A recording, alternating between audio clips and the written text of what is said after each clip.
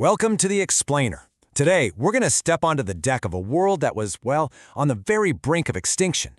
Through the eyes of one man, Captain A.T. Mahan, we're going to break down one of the most dramatic transformations in history. The moment the world's navies were dragged, kicking and screaming, from the age of sail into the age of steam.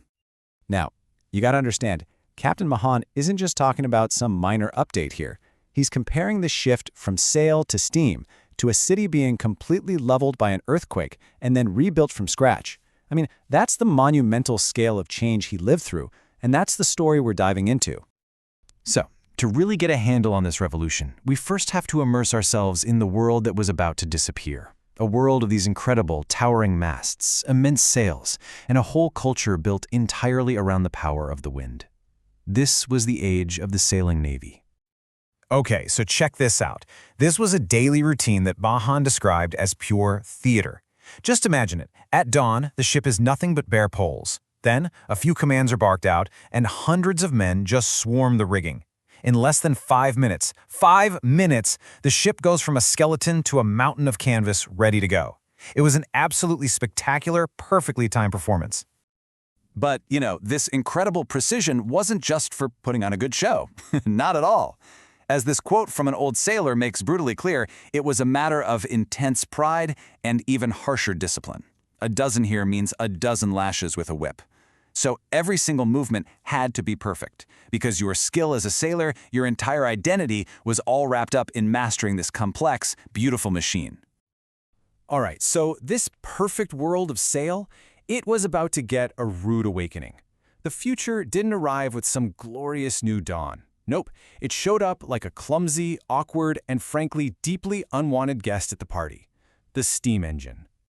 And this comparison right here, it shows you the deep conflict at the heart of these first steam warships. I mean, they kept their massive masts and sails, the very symbols of their power, but at the same time, they were trying their best to hide the new technology. See that part about telescopic funnels? They were literally designed to be lowered out of sight. It's like they were ashamed of it. These were sailing ships, first and foremost, with a dirty, greasy secret stowed below deck. And that's really the key thing to get here. Steam was just a backup plan. It was an auxiliary engine, a tool you'd only use when the wind completely failed you. The Navy just wasn't ready to give up on the tradition, on the artistry of sail. They looked at steam as a crutch, not as a real replacement. So what on earth could force an institution so steeped in tradition to change its ways?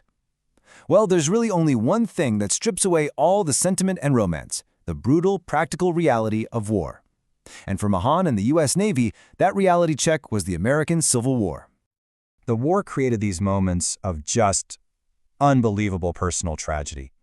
Here you have a Union captain, Percival Drayton, right after winning a naval battle, and he discovers that the commander of the Confederate force he just defeated was his own brother.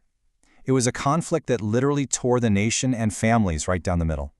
And this timeline really shows you how the stakes just kept getting higher and higher. Mahan served on the South Atlantic blockading squadron, pretty tedious work, until it was shattered by moments of shocking violence, like the arrival of the Ironclad Virginia. He was right there. He had a front-row seat as all the old tactics and the old ships were made obsolete, practically overnight in the heat of battle. But, it wasn't all about these big, epic historical shifts. Mahan's memories also give us this fantastic window into the everyday life of a sailor, the traditions, the humor, and the soul-crushing boredom that just came with the territory, whether your ship was powered by wind or by coal. 21. That's the number. It's the number of guns in a national salute. And you have to understand, this is one of the most formal, precise ceremonies in any navy. It's steeped in honor and protocol, and every single shot is meant to be absolutely perfect. And then there's reality. Mahan tells this wonderful story about his captain, who decides he's going to count a 21-gun salute by moving beans from one pocket to another. While the captain insists they only fired 20 because he still has a bean left.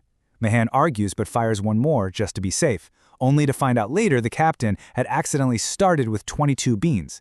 They'd just given the French a 22-gun salute, a perfect example of human error in the midst of all that military precision.